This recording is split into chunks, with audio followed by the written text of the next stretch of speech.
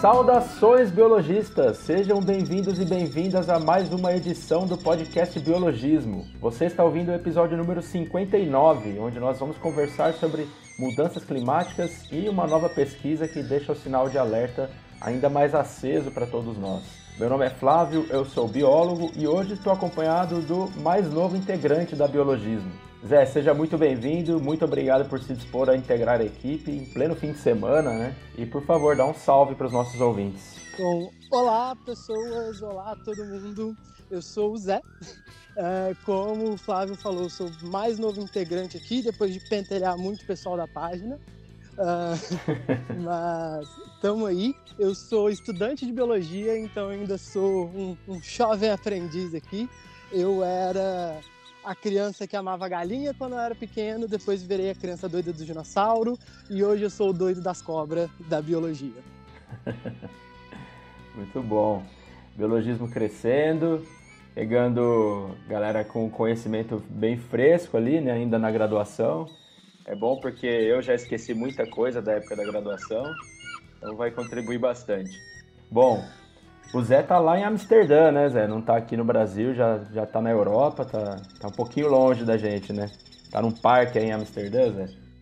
Sim, inclusive eu já peço desculpa para todo mundo se tiver alguma interferência no áudio, não sei se vocês vão estar ouvindo, mas tem gaivotas, e fala gaviotas, mas gaivotas aqui passando perto de mim, mas tô aqui dando uma turistada na Europa. Acabei de ouvir uma gaivota passando aí, é bom porque já fica aqueles sonzinhos de transição aí, já fica natural daí.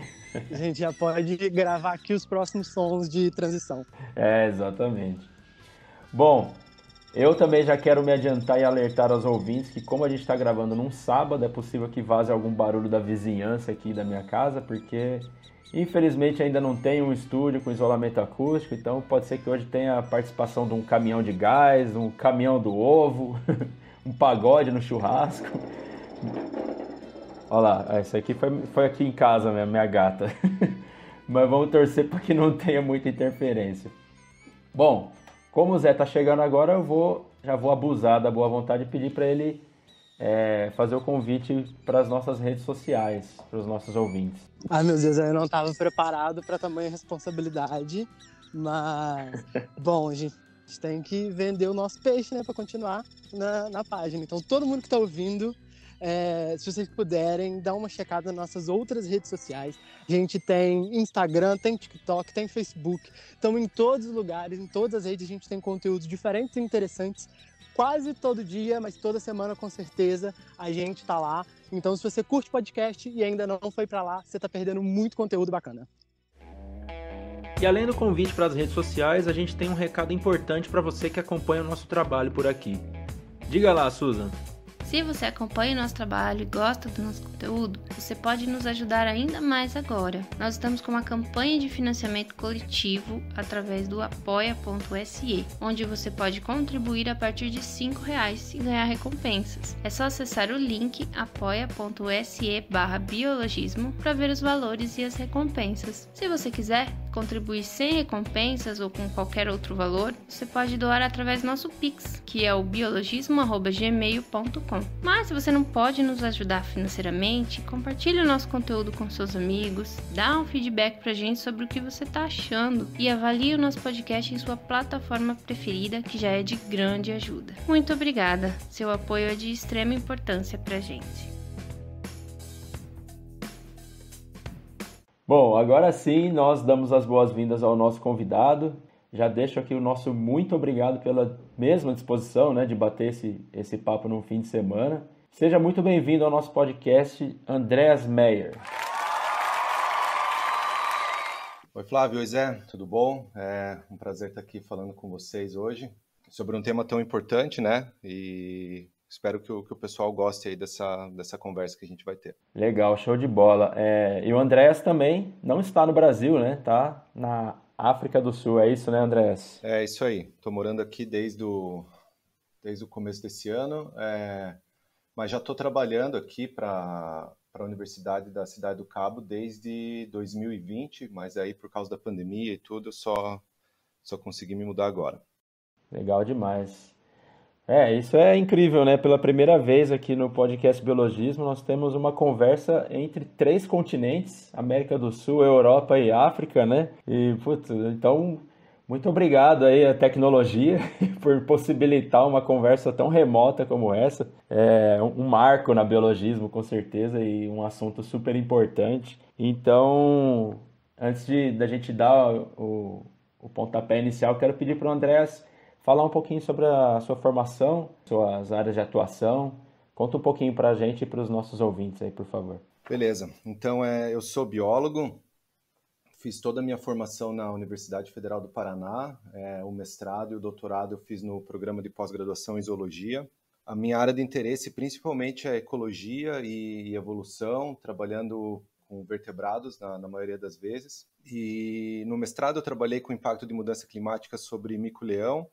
No doutorado eu fui para uma área um pouco mais teórica de macroecologia, macroevolução, e aí agora no pós-doutorado eu quis voltar a trabalhar com mudança climática porque é um dos temas que que mais desperta o meu interesse e que eu vejo que tem uma importância muito grande e uma demanda para que a gente produza cada vez mais conhecimento nessa área, para a gente tentar entender um pouco o que vai acontecer no futuro e traçar estratégias de como a gente pode minimizar os riscos que podem vir a acontecer com biodiversidade, pessoas e tudo mais. Perfeito, muito bom, muito legal e realmente uma área de extrema importância.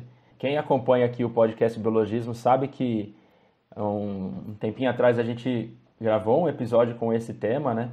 Mas hoje a abordagem vai ser um pouquinho diferente. E como é um assunto de vital importância aqui para a gente e está se tornando cada vez mais urgente, nunca é demais falar sobre isso, nunca é demais ressaltar a importância disso, né?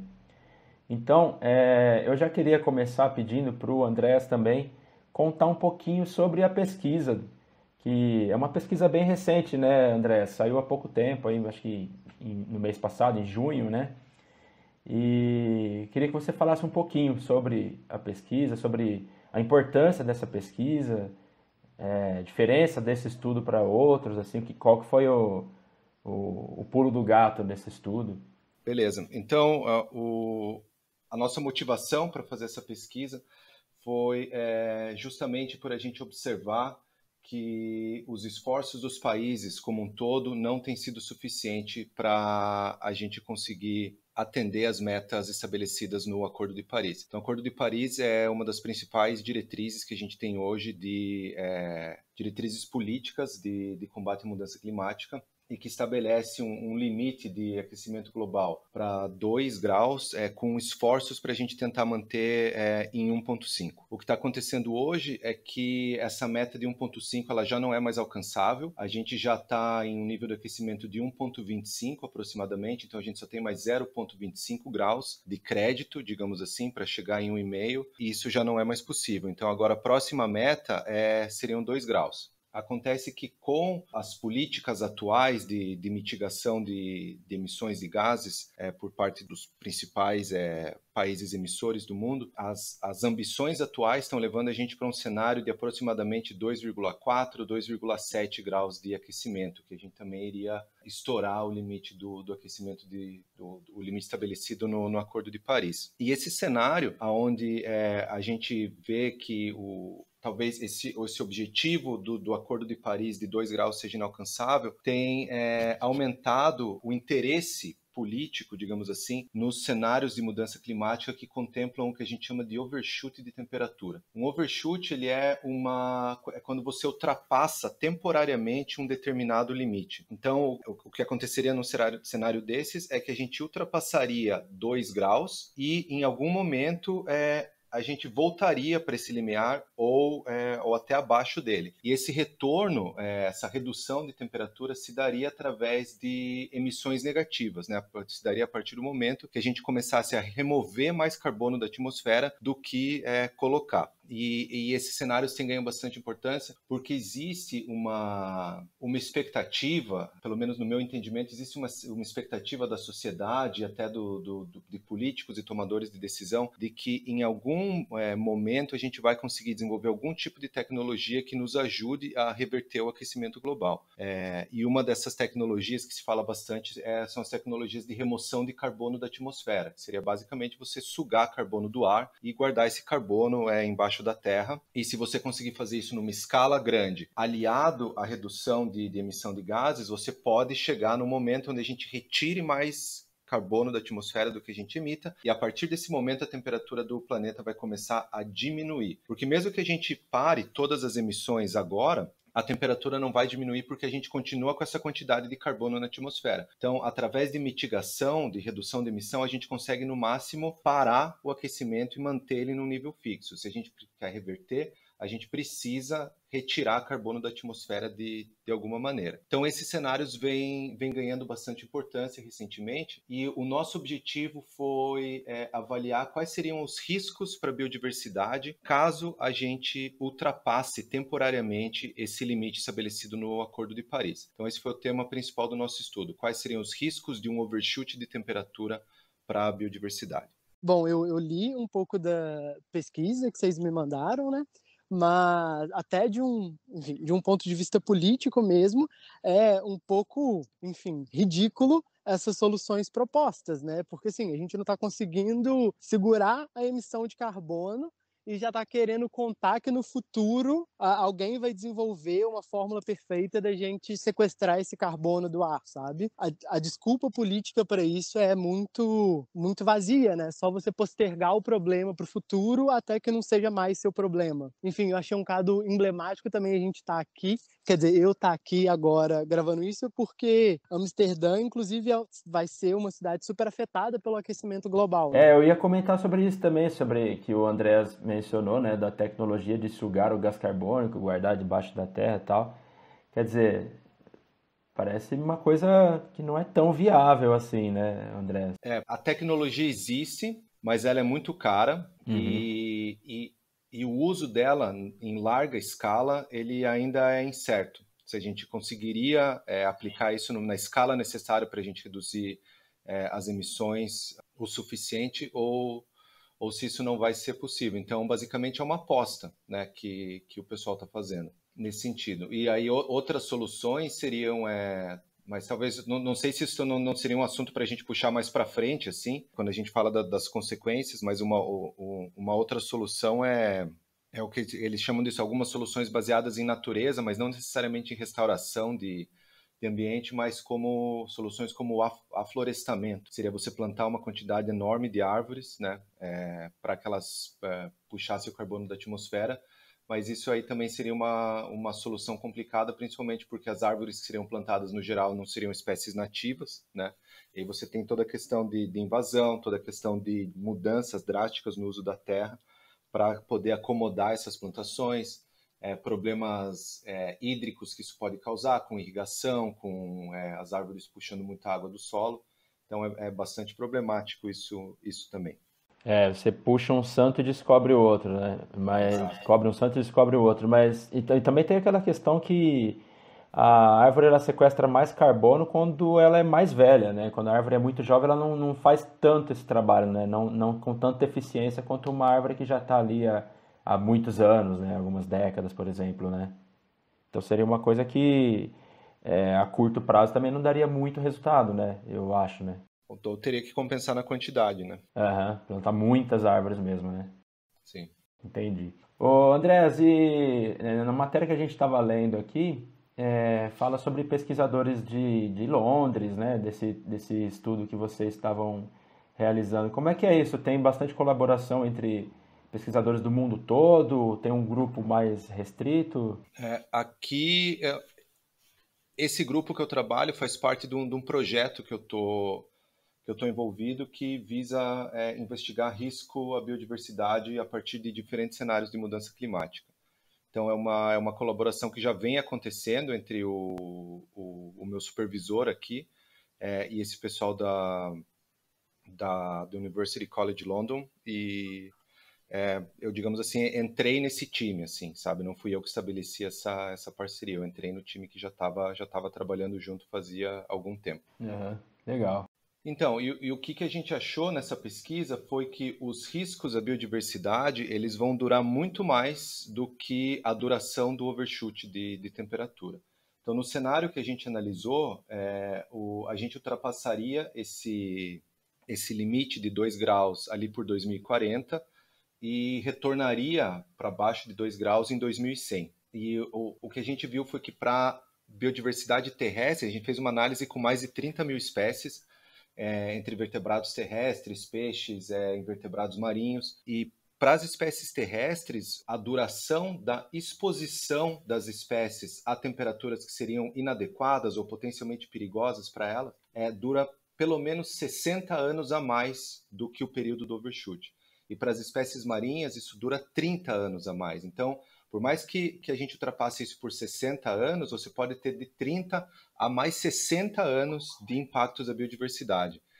E muitas vezes esses impactos podem ser irreversíveis porque você vai estar expondo populações a condições climáticas que são potencialmente perigosas e que podem gerar extinções locais, por exemplo, podem fazer com que organismos saiam dos hábitats que eles vivem atualmente, migrem para outros lugares, e isso causa todo uma mudança naquela comunidade ecológica que pode ser irreversível e que pode afetar os serviços ecossistêmicos que são tão importantes para o bem-estar da população em geral, né? Então, esse talvez seja um dos impactos para as pessoas assim, mais relevantes, né? A possibilidade de você ter uma ruptura dos serviços que a natureza vem provendo para nós e que podem desaparecer ou que podem ser fortemente afetados caso a gente ultrapasse esse limiar de 2 graus, mesmo que só temporariamente. E uma das outras coisas que a gente descobriu nesse trabalho foi que para aproximadamente 1/4 de todas as áreas que a gente analisou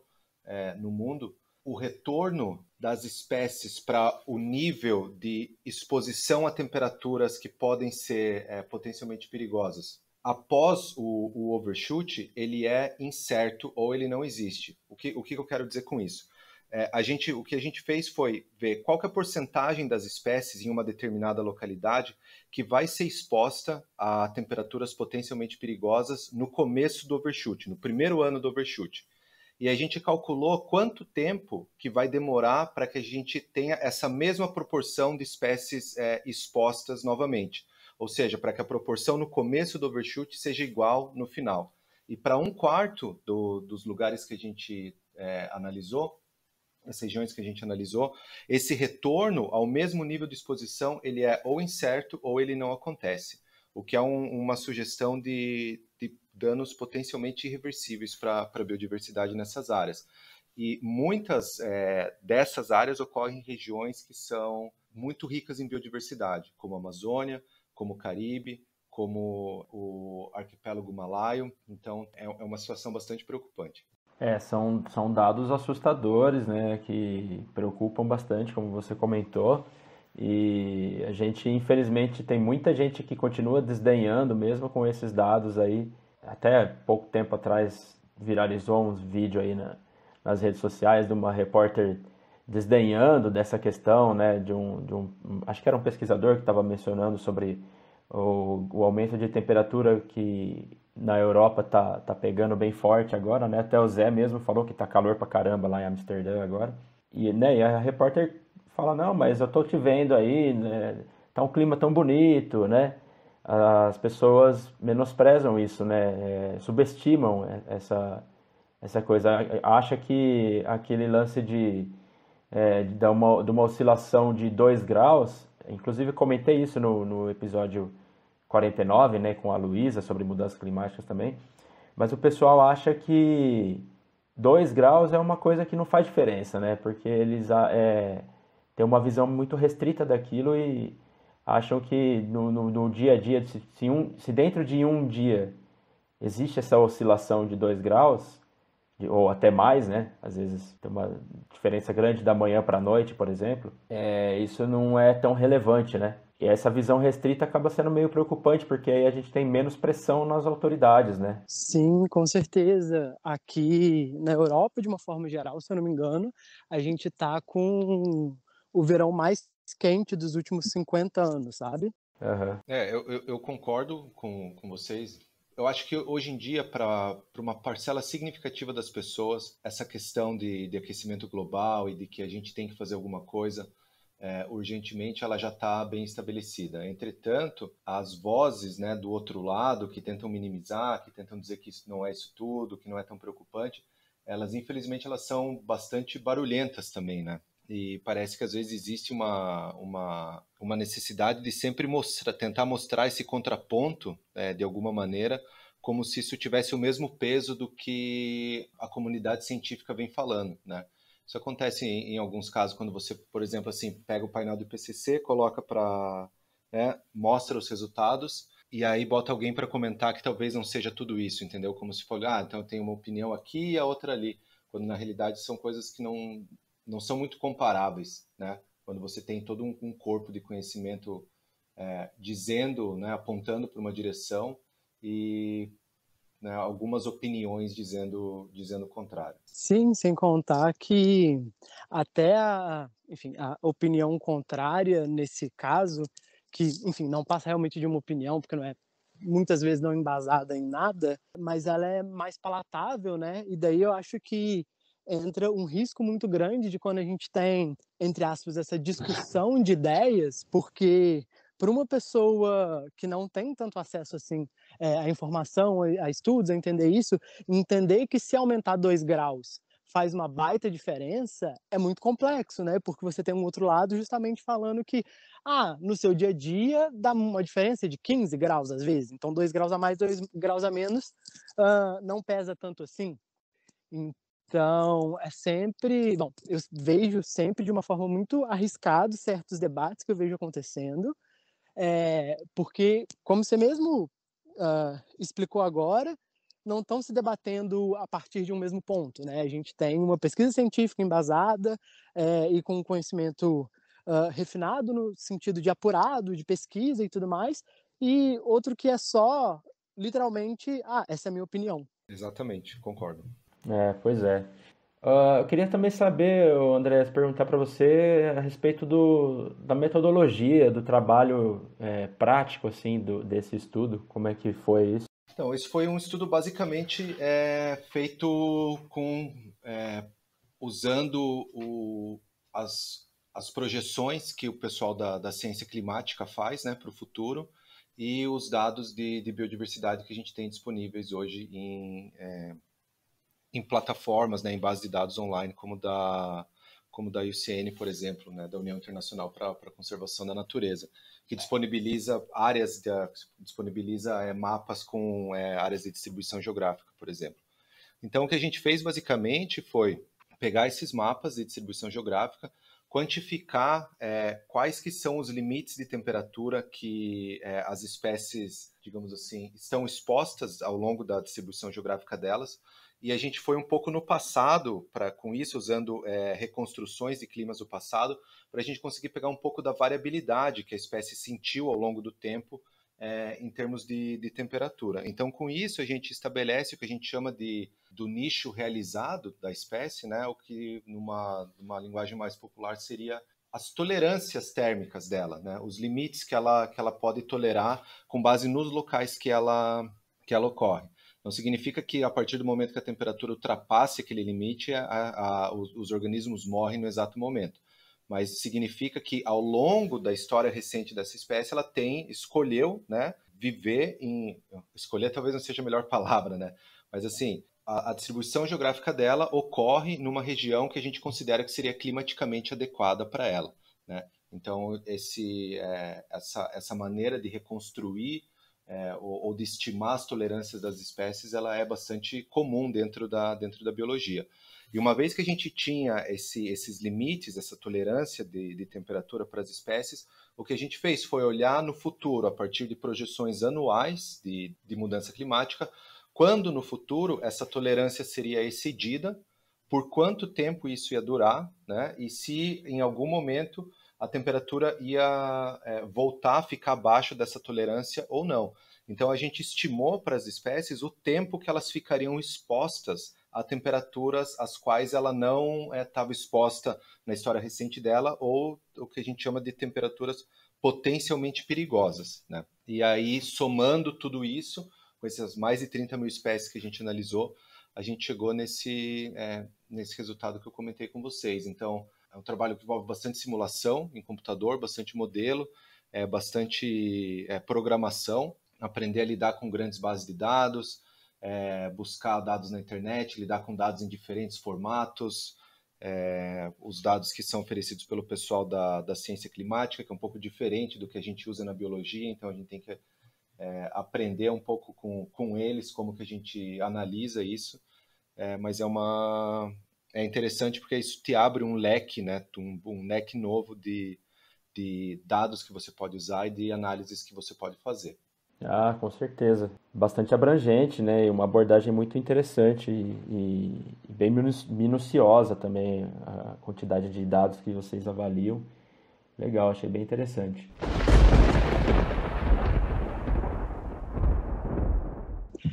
André, você estava tocando justamente agora sobre os pontos de aumento e declínio e diferença entre essas duas projeções que você encontrou na sua pesquisa, mas me surgiu uma dúvida aqui que você estava falando justamente sobre essa variação de dados que vocês foram analisando, encontrando, né? No caso da flutuação de temperatura no ambiente das espécies. E, bom, eu queria saber mais também sobre como isso está projetado, o que vocês encontraram, mas uma curiosidade que me surgiu vocês chegaram a encontrar muitas espécies que estavam em ambientes que tinham um certo costume, assim, entre muitas aspas, de ter essas variações de temperatura, ou o que vocês encontraram foi algo mais heterogêneo nesse sentido? Em relação à tua segunda pergunta, o que a gente viu foi que tem várias espécies que vão ser, digamos assim, que vão ser expostas a essas temperaturas por período muito longo, sem poderem, digamos assim, experimentar muita variação dentro disso. O que eu quero dizer? Para a gente classificar uma espécie como exposta à mudança climática, a gente considerou que ela teria que ser exposta durante 5 anos a temperaturas potencialmente perigosas.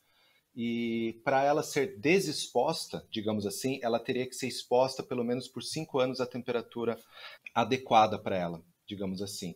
E o que a gente viu foi que um dos motivos que a exposição das espécies dura mais do que o período do overshoot em si foi porque na fase de resfriamento do overshoot, quando a temperatura estabiliza um pouco abaixo de 2 graus, a gente tem muita variação anual de temperatura. Então a gente tem uma coisa onde as espécies, por mais que elas sejam desexpostas em alguns anos, ou seja, em um determinado ano a temperatura foi adequada para elas, no ano seguinte essa temperatura é inadequada de novo. E aí você tem as espécies sendo expostas por períodos repetitivos de estresse, que faz com que a capacidade de resiliência delas, a capacidade delas de lidar com essas alterações ambientais seja afetada, digamos assim. A gente tem bastante evidência disso, como, por exemplo, florestas que são expostas a 2 anos consecutivos de estresse hídrico e térmico, por exemplo, têm respostas muito mais fortes no segundo ano, porque elas já vêm de um ano anterior de muito estresse. Então, isso é particularmente importante nesse caso. Não sei se respondi a tua pergunta exatamente, mas tem a ver com essa questão da variação ao qual as espécies são expostas.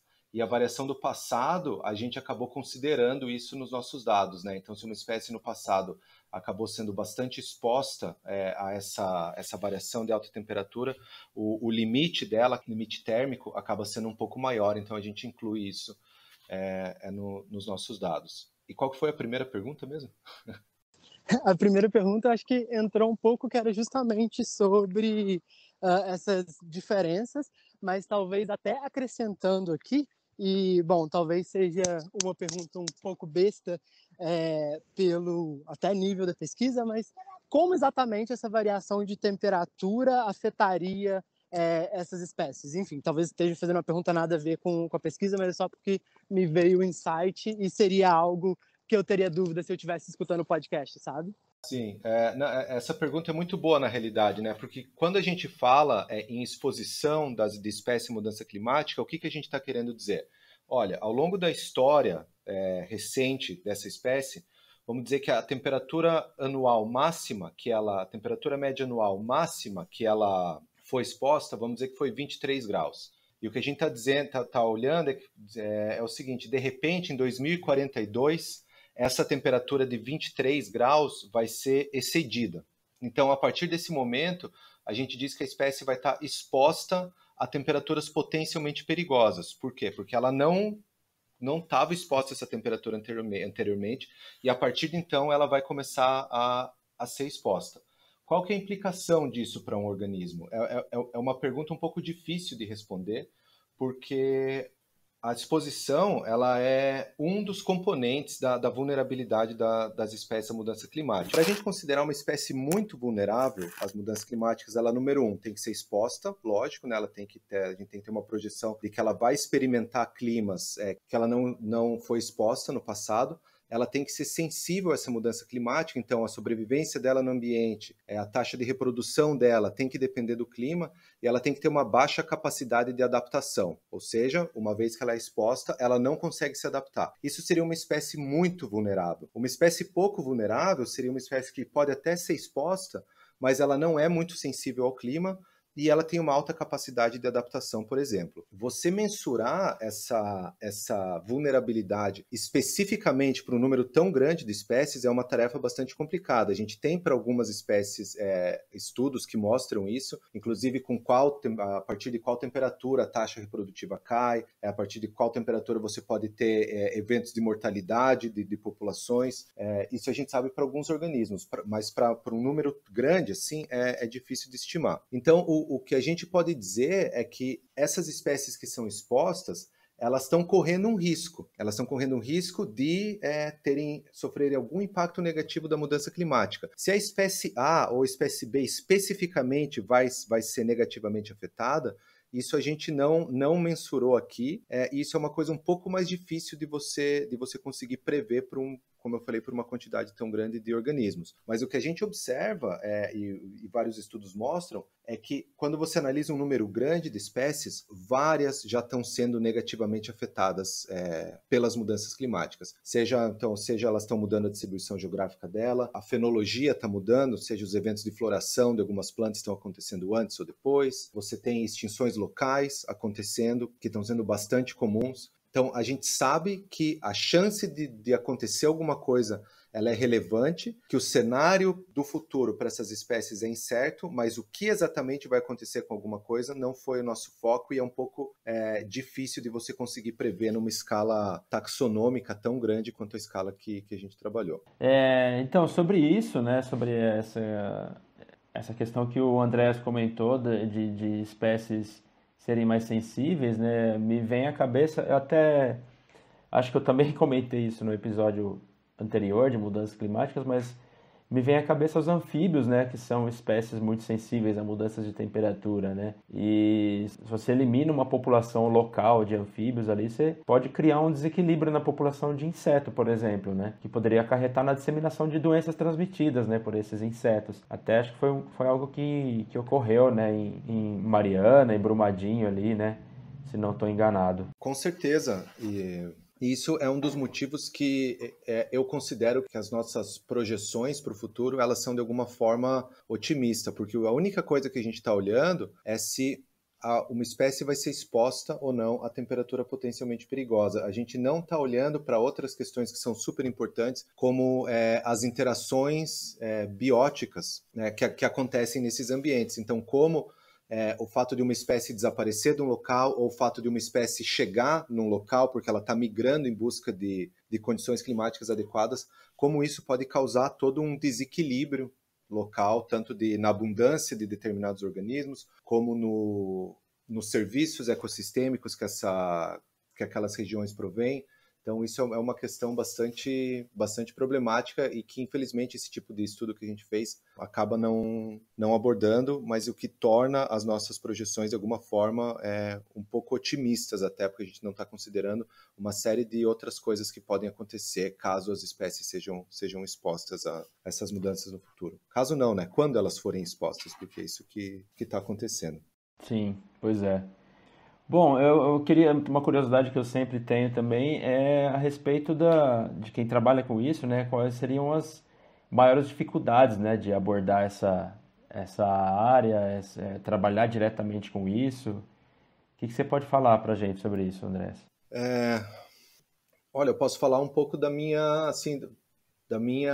percepção pessoal, né? Assim, o que eu acho que é um pouco mais difícil dentro disso e o que não é. Então, um dos problemas que eu vejo das dificuldades de trabalhar sobre isso, trabalhar com isso é a falta de investimento, né, para esse tipo de pesquisa, principalmente no Brasil. Esse é até um dos motivos que eu vim para fora para trabalhar. Mas isso não é um problema exclusivo de quem faz pesquisa com mudança climática, né? É um problema geral no Brasil todo, mas acaba sendo, né, quando você está trabalhando com um tema tão urgente assim, você vê que não existe um interesse de financiamento dessa pesquisa, né, num país com o porte que tem o Brasil. Para mim é bastante preocupante, né? Então isso eu diria é uma dificuldade com quem quer trabalhar com isso. Então a gente acaba dependendo principalmente do quê, né? Do pessoal que está entrando na pós-graduação, fazendo mestrado e doutorado agora, e das pesquisas que são feitas dentro das universidades, né? Essa é a principal,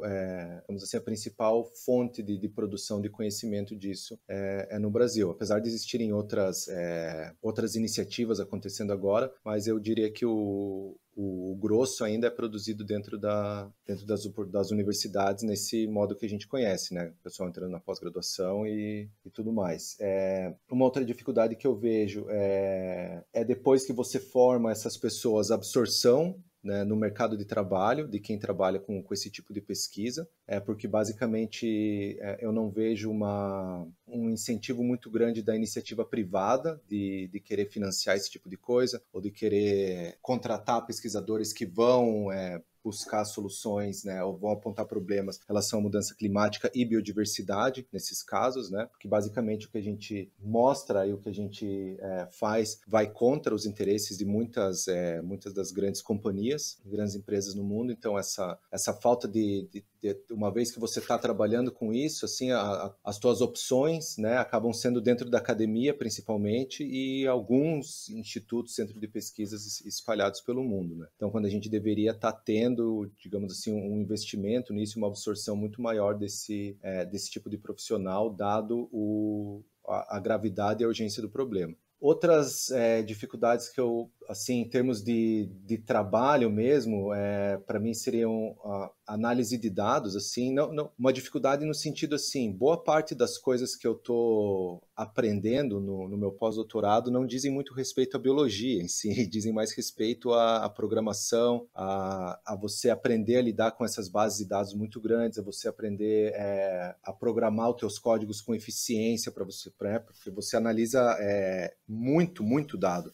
Né? Tem um dos projetos que a gente está analisando, que a gente está fazendo aqui, com mudança climática e mais voltado para a biodiversidade marinha, a gente já tem mais de 1 tera de dado analisado. Né? Então é bastante coisa. Então você tem que aprender a lidar com isso em termos computacionais. Né? E a gente vem da biologia e não tem muito uma formação nessa área. Então eu diria que se tem alguém ouvindo a gente aqui que tem interesse em trabalhar com mudança climática, impacto em biodiversidade no futuro, numa escala maior, né, numa escala global, assim, como foi esse trabalho que a gente fez. Aprender sobre computação, aprender sobre programação é fundamental desde o começo, porque vai tornar a tua vida muito mais fácil lá na frente. Eu acho que eu diria que são essas as principais, assim, dificuldades que eu vejo do trabalho.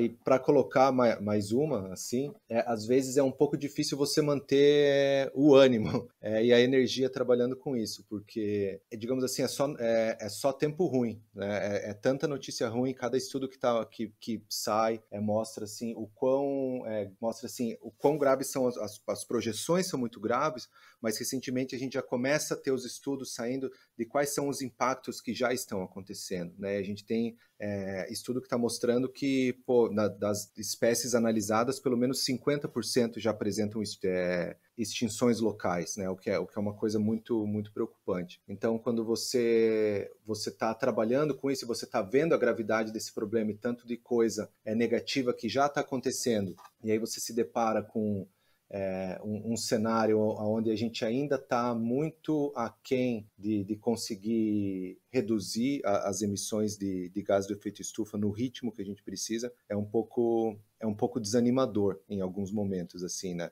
Então, às vezes, a gente tem que parar, dar uma respirada, colocar a cabeça no lugar para continuar o trabalho, porque é bastante desafiador você tá trabalhando com um tema assim que você julga tão importante, que vai ter um impacto social, econômico e ambiental gigantesco no mundo, e você parece que está nadando contra a maré, assim, né? Parece, às vezes, que a gente fala para um grupo muito específico de pessoas, né? E para as pessoas que precisavam realmente ouvir e dar bola para isso, que são os tomadores de decisão, digamos assim, parece que a gente não consegue alcançar, ou quando alcança parece que tem uma vontade de alguma forma, ou, né, outras questões que eles julgam bastante importantes e que acabam por limitar, né, as ações que deveriam estar sendo tomadas agora. Imagino, essa parte realmente deve ser bem pesado, né? O psicológico deve ter que batalhar bastante aí para conseguir continuar focado no estudo, né? Mas já que a gente tocou nesse ponto, acho que também seria legal a gente falar dos pontos positivos, né, de trabalhar com mudanças climáticas, até como uma forma de incentivar a galera que está ouvindo aí, quem tem interesse em trabalhar nessa área, né? Cara, para mim o ponto mais positivo, assim, e foi o porquê eu quis agora voltar, depois do doutorado, voltar a trabalhar com isso e fazer disso a minha principal linha de pesquisa, é porque é uma oportunidade muito boa que você tem de fazer ciência que vai ser aplicada, né? Muitas vezes a gente... eu pelo menos sentia isso, né? Quando eu estava fazendo a ciência básica, né? Ciência de base que a gente fala, que seria o conhecimento pela curiosidade, pelo conhecimento, e que é super importante também, e que oferece toda a fundação, toda a base para que a gente possa fazer a ciência aplicada depois, por isso que se chama ciência de base. É super importante, é super interessante, mas eu particularmente, pessoalmente, sentia uma vontade de que eu pudesse fazer algo que tivesse um impacto mais imediato, digamos assim, dentro daquilo que eu acredito ser importante. Então, é uma oportunidade muito grande você fazer uma pesquisa mais aplicada, assim, o que eu acho bastante interessante. Apesar de eu ter mencionado falta de investimento no geral, mas eu estava me referindo principalmente o investimento no Brasil em geral, né, que não anda muito bem, mas investimento do setor privado.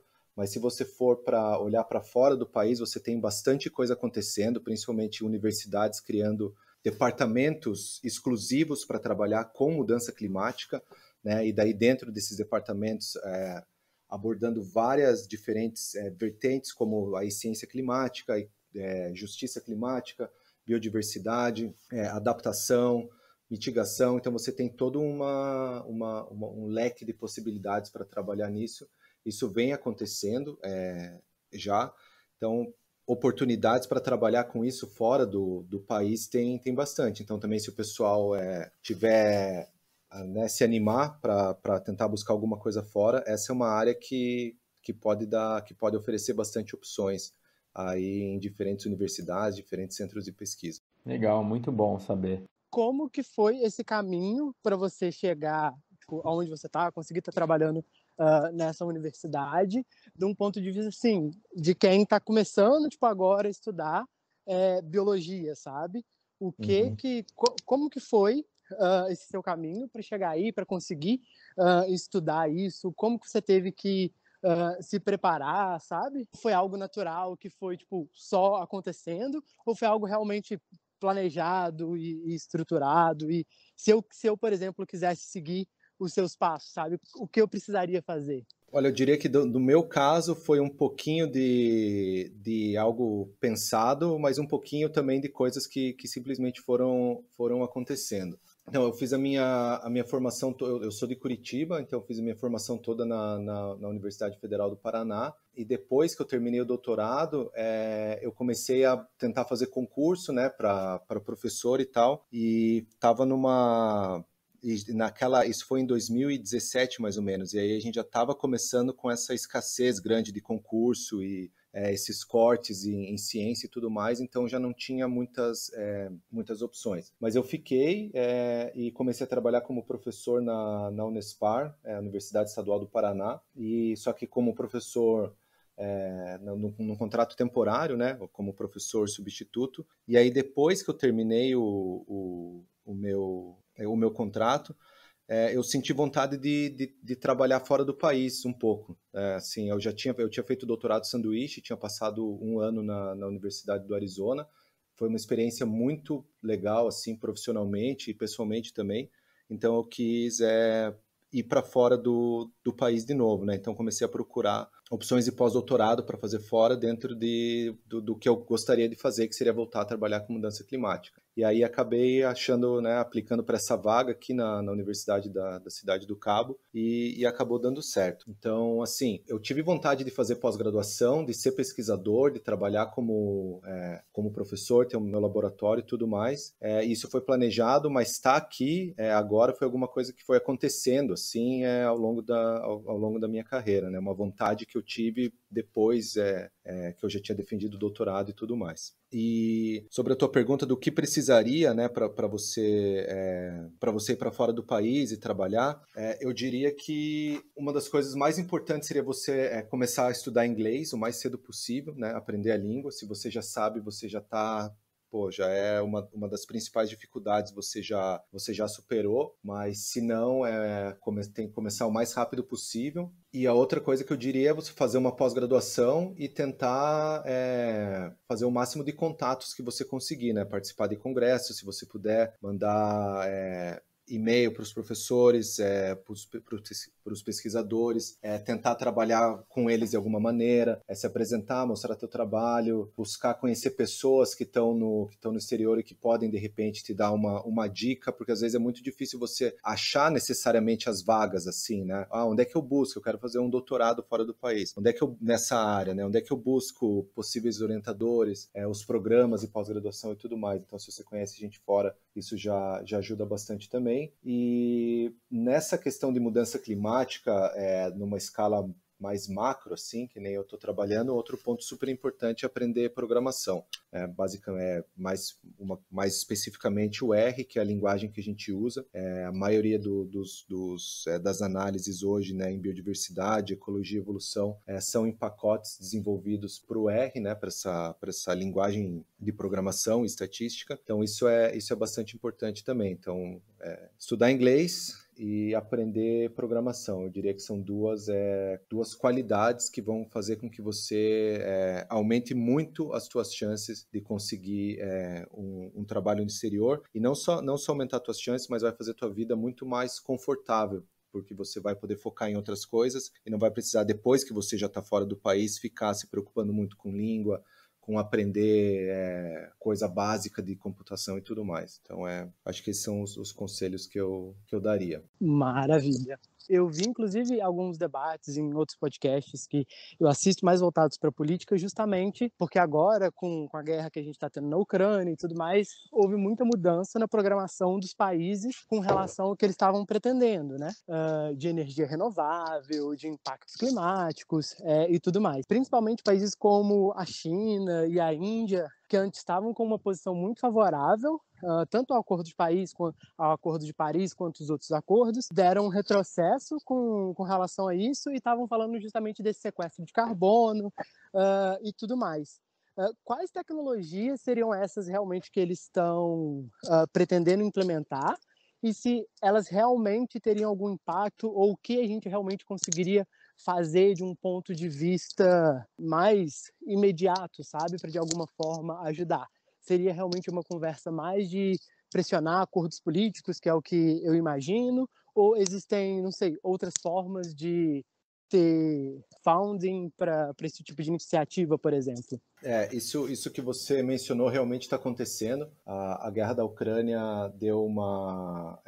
fez com que muitos países mudassem os rumos em relação à política energética deles, atrasando mais ainda o que já vinha caminhando a passos lentos, né? Que seria a transição entre os combustíveis fósseis para energias renováveis, por exemplo, e isso está fazendo com que a gente esteja caminhando para um cenário onde as metas do Acordo de Paris não vão conseguir ser alcançadas, né? Então essa, novamente, foi justamente a nossa motivação para fazer esse estudo. E aí uma percepção que alguns políticos têm é que, ok, agora as coisas estão, né? A gente está vivendo esse período mais instável, teve a pandemia, está tendo a guerra na Ucrânia. Se a gente continuar emitindo gases do efeito estufa agora, mas em algum momento conseguir reverter isso, conseguir desenvolver alguma tecnologia ou conseguir aplicar em grande escala a tecnologia para reverter isso, talvez o dano não seja tão grande, porque o destino, no final, vai ser um destino seguro, né, que seria 2 graus ou abaixo. E o que a gente mostrou foi que, na realidade,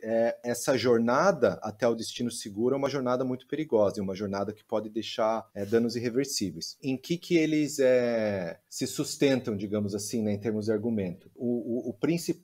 As duas principais tecnologias, digamos assim, que existem hoje para que a gente possa reverter mudança climática seriam o aflorestamento, seria plantar árvores, né, em áreas que não são florestadas hoje, para que essas árvores pudessem capturar o carbono. E como eu comentei anteriormente, o principal problema disso é, número 1, a quantidade de terra enorme que seria necessária para poder fazer isso, e número 2, os impactos dessas árvores no ambiente onde elas serão plantadas, como risco de insegurança em relação à água, invasão de espécies e tudo mais. Então, isso seria problemático. O outro ponto tem a ver com captura de carbono diretamente da atmosfera. Então, é você construir filtros grandes onde você suga o ar passa, e aí o ar passando por esses filtros, o CO2 é capturado, e depois esse CO2 pode ser reutilizado para alguma outra coisa, ou pode ser simplesmente armazenado em depósitos no subsolo, por exemplo. E aí uma outra tecnologia que vem, e daí não outra tecnologia, mas o que vem associado, que se fala muito que vem associado a essas tecnologias de remoção de carbono, são os biocombustíveis. Então hoje, com os combustíveis fósseis, o que a gente faz é único e exclusivamente colocar carbono na atmosfera. A gente pega o carbono que está lá em forma de petróleo,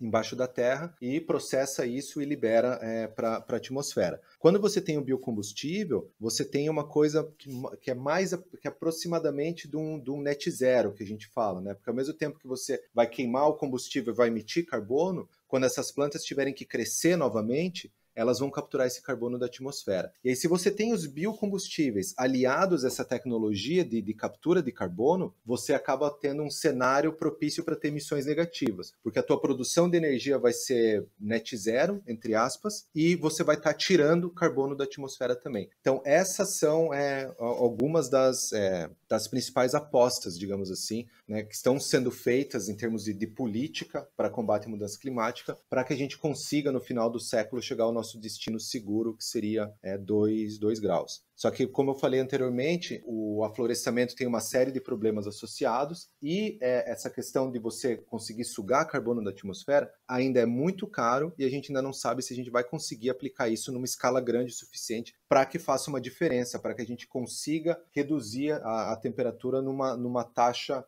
numa velocidade, digamos assim, rápida o suficiente para que o overshoot não dure muito tempo, porque quanto mais tempo esse overshoot durar, quanto mais tempo a gente ficar acima de 1,5 graus ou de 2 graus, piores vão ser as consequências e maiores as chances de a gente ter consequências irreversíveis em relação a isso. Essas são, digamos assim, 2 das principais tecnologias, mas dado o cenário urgente que a gente está vivendo agora, principalmente com essas ondas de calor que estão acontecendo na Europa e tudo mais, existe um outro tipo de ideia que é bastante controversa, bastante perigosa, mas está na mesa de negociações de diversos países, que é a geoengenharia solar, que consiste basicamente em você emitir partículas de aerosol de sulfato na estratosfera. Então, pegaria um avião, voaria até a estratosfera, emitiria essas partículas reflexivas, aerosóis reflexivos, e esses aerosóis funcionariam como um espelho, que refletiriam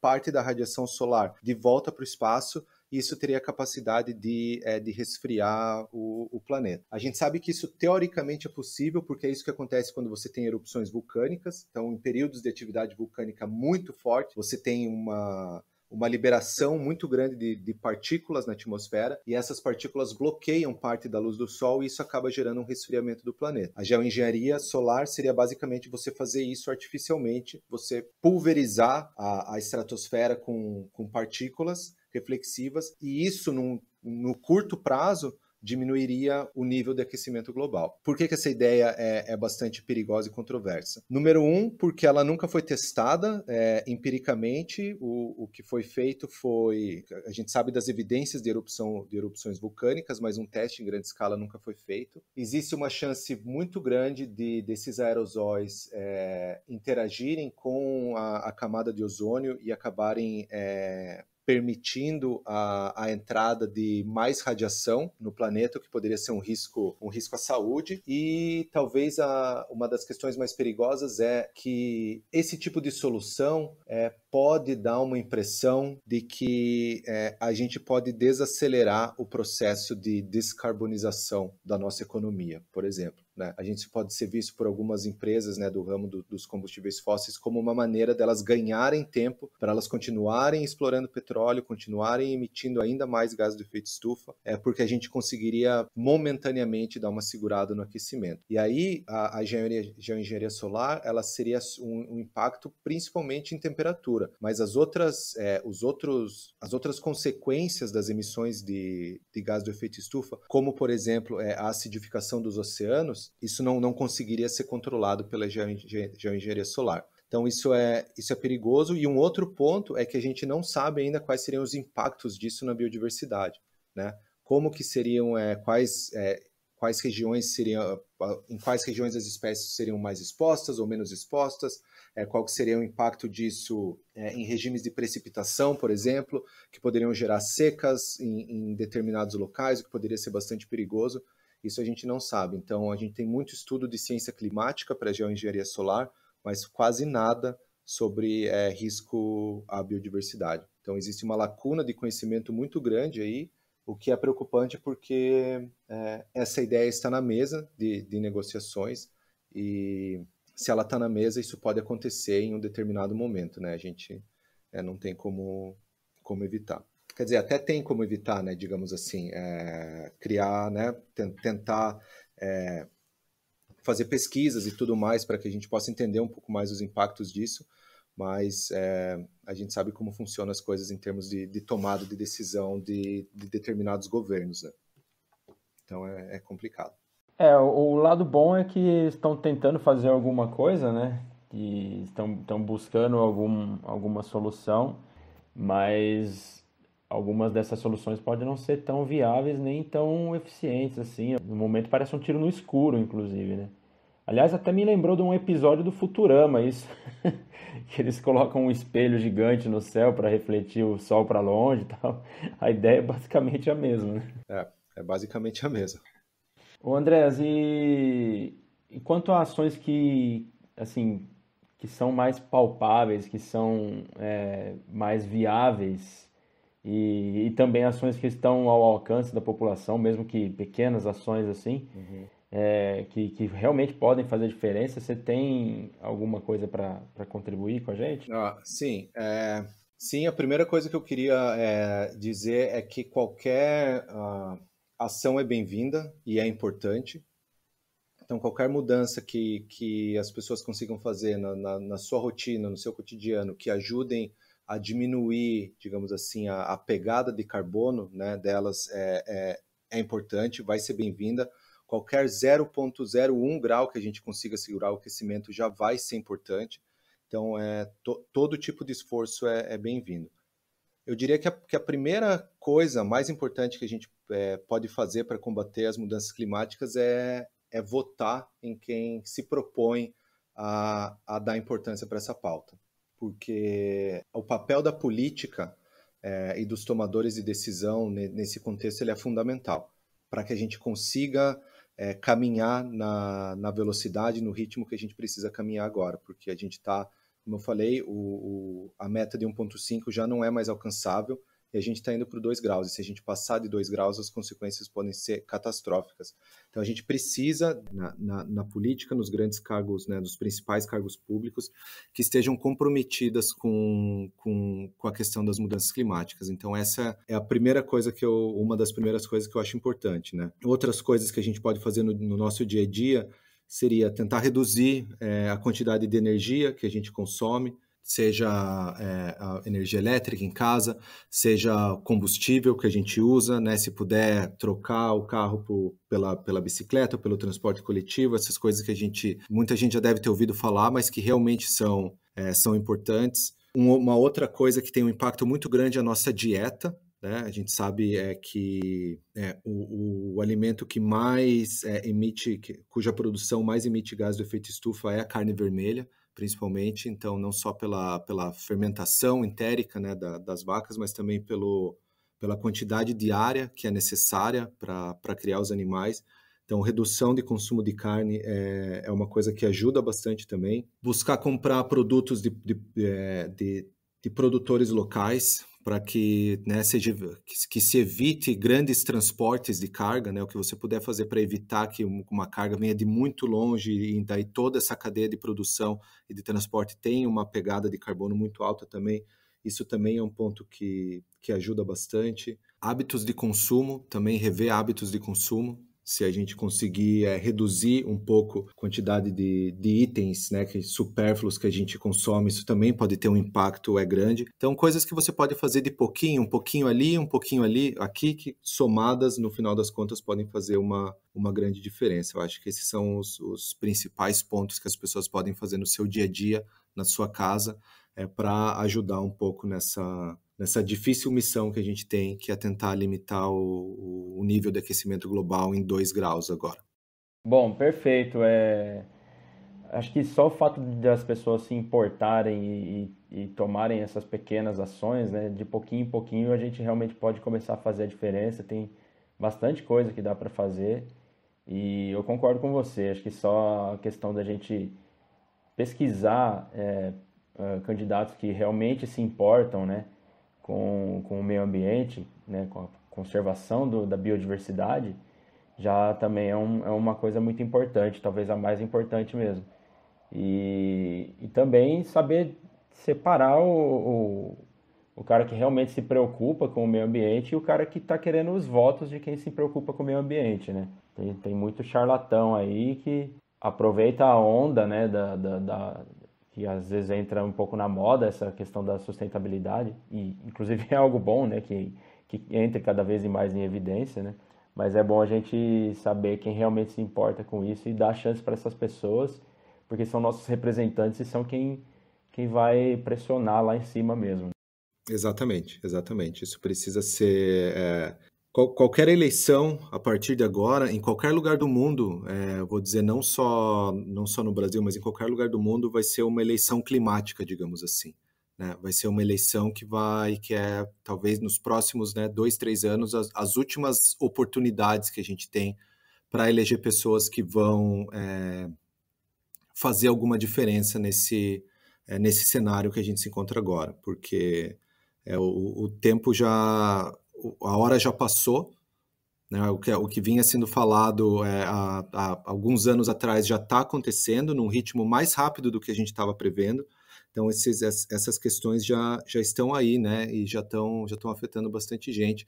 E se engana quem pensa que isso é um problema do futuro, né? A mudança climática é um problema do presente e que já está tendo impacto na vida de milhões de pessoas ao longo do mundo, né? E no Brasil também, né? O que a gente vem vendo aí em termos de estações mais secas, em regiões como Pantanal, por exemplo, que faz com que os incêndios que antes não eram tão graves passem a ser catastróficos.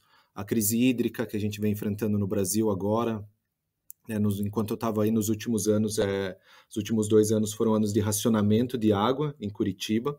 onde a cada 2 dias a gente tinha meio dia sem água, ou às vezes 3 dias, meio dia sem água, porque o nível dos reservatórios estava super baixo, todo mundo sentindo na conta de luz o preço da crise hídrica, né, porque as usinas hidroelétricas não estão conseguindo produzir mais muita energia, porque o nível dos rios está baixo, a gente tem que então depender das termoelétricas, que são mais caras e são muito mais poluidoras, né, e isso se reflete depois no nosso bolso, né, em tudo que, não só na nossa conta de luz, mas também, né, nos serviços em geral, porque tudo precisa de energia elétrica. Então são problemas que já estão aí e que a gente precisa se preocupar, porque do contrário isso vai voltar e vai ter um impacto muito grande na vida das pessoas, principalmente da população mais vulnerável. É isso, exatamente.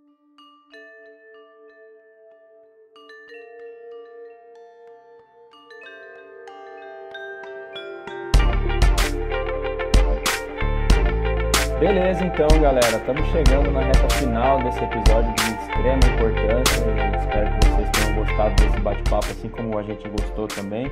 Então agora nós vamos para o tradicional quadro Indicações Culturais. E eu quero pedir para o Andrés fazer as indicações dele, como eu sempre tenho feito, começar com o convidado. Por favor, Andrés. Bom, minhas 2 indicações são 2 livros de 2 jornalistas brasileiros que eu admiro muito, que são a Sônia Bride e o Cláudio Ângelo. O livro da Sônia Bride se chama O Diário do Clima, onde ela conta algumas histórias sobre a vivência dela como repórter, viajando pelos lugares do mundo e cobrindo questões ambientais, e onde ela observou com os próprios olhos os impactos das mudanças climáticas. E o Espiral da Morte é um livro que mostra como faz um apanhado de como a humanidade alterou o clima ao longo do tempo e quais são os impactos que a gente espera para o futuro. A Espiral da Morte é do Cláudio Ângelo. Minhas 2 dicas aí para o pessoal que se interessar em ler mais sobre mudança climática. Maravilha, bem legal. Ainda não li nenhum desses, mas já deixei anotado aqui e vou atrás desses livros com certeza. Bom, a minha indicação no episódio de hoje, como eu já comentei algumas vezes, né, durante a conversa aqui, a gente teve uma conversa sobre mudanças climáticas.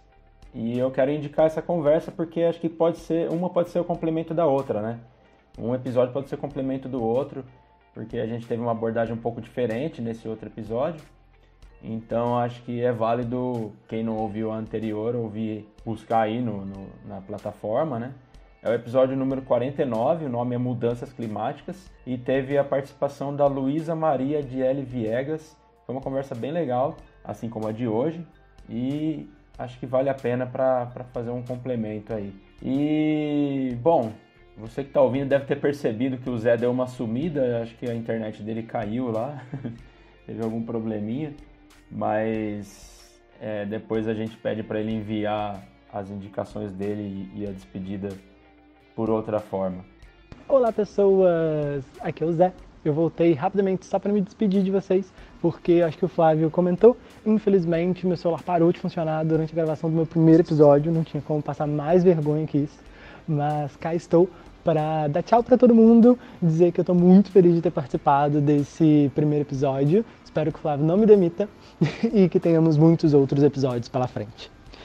Tirando isso, eu também quero dar, claro, a minha indicação cultural para vocês.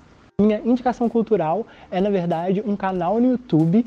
Ele é originalmente alemão. Se eu não estou pronunciando muito errado, seria algo como Kurt Gesagt. Mas ele tem uma versão traduzida para o inglês, que é In a Nutshell. E agora eles também têm uma versão em português do Brasil. É um canal de ciência muito legal, que me ajuda muito a entender temas complexos. Eles trabalham com animações assim, muito bem feitas e muita pesquisa, muitas horas de entrevistas e tudo mais, para eles conseguirem condensar temas muito complexos em vídeos muito interessantes. Acho que vale super a pena. Se você já fala inglês e tem um domínio da língua, vale a pena você acessar o canal original, porque inclusive tem um vídeo lá específico sobre mudança climática. Mas se você ainda não fala inglês tão fluente assim, você pode ver o canal em português, que já tem vários outros vídeos muito interessantes lá. Então a gente vai ficando por aqui. Antes de fazer o encerramento, eu quero deixar o meu muito obrigado ao Andrés por estar disposto a bater esse papo com a gente, compartilhar um pouco da pesquisa dele, compartilhar um pouco do sábado dele com a gente também. E, foi um prazerzão, Andrés, e as portas estão sempre abertas para você, para o pessoal aí do seu grupo de pesquisa também. O que precisar da gente para ajudar a divulgar alguma notícia, algum artigo, pode contar com a gente. E fique à vontade também se quiser divulgar alguma rede social, algum site, fique à vontade.